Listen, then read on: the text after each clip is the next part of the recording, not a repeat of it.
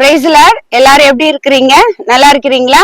ஒவ்வொரு கிறிஸ்தவர்களும் செய்ய வேண்டிய காரியம் லைஃப் டிரான்ஸ்பர்மேஷன் அப்படி என்று சொல்லி நம்ம பார்க்கிறோம். ஒரு 5 காரியங்கள் இங்க கொடுக்கப்பட்டிருக்கிறது. மனம் திரும்புதல், ரீபேண்டேஷன் அப்படின்னு சொல்றாங்க.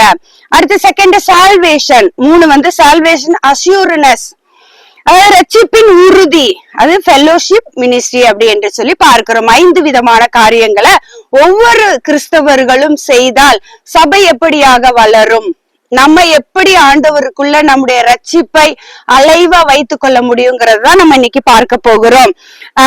அப்போஸ்தலர் 2ஆம் அதிகாரம் 37 42 வசனங்கள் வரைக்கும் இங்க கொடுக்கப்பட்டிருக்கிறது.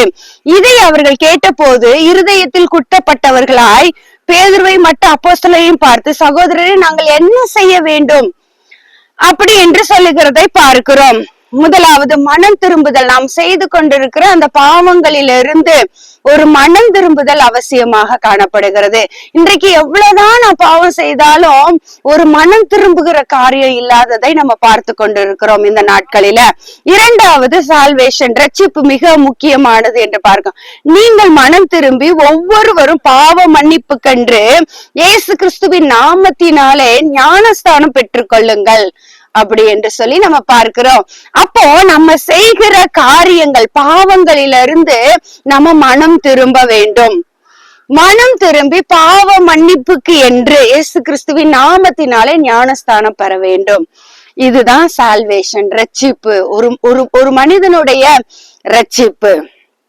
3வது ரட்சிப்பின் உறுதி, சால்வேஷன் அஷ்யூரன்ஸ். நான் நிஜமாகவே இயேசுவின் பாவ மன்னிப்பு, இயேசு கிறிஸ்துவின் நாமத்தினால் ஞானஸ்தானப்பட்டிருக்கிறேன், என்னுடைய பாவம் மன்னிக்கப்பட்டிருக்கிறது அப்படி என்று சொல்லி ஒரு உறுதி காணப்படுகிறது.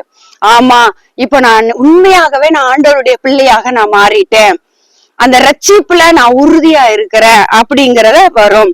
அடுத்து பாத்தீங்கன்னா 42வது வசனத்துல அது சொல்லப்பட்டிருக்கிறது. 47 பாருங்க, அவர்கள் சொல்லுகிறார்கள் ஒரு ஐக்கியம் உண்டாகிறது அங்க. அப்புறமாக அவர்கள் பிரிந்து சென்று வீடுகள் தோறும் அப்பங்களை பிட்டு இயேசு கிறிஸ்துவின் நாமத்தினால அவர்கள் ஊழியம் செய்கிறதை நம்ம பார்க்கிறோம். இந்த ஐக்கியம், இந்த ஊழியம், இதுவைகள் எல்லாம் இருக்கும் போதுதான் லைஃப் ஒரு டிரான்ஸ்பர்மேஷனாக மாறுகிறது. இவைகளை நம்ம அடிப்படையாக கொண்டு செயல்படுவோமானால் ஆண்டவருடைய நாமம் நம் மூலமாக மகிமைப்படும். God bless you. Thank you.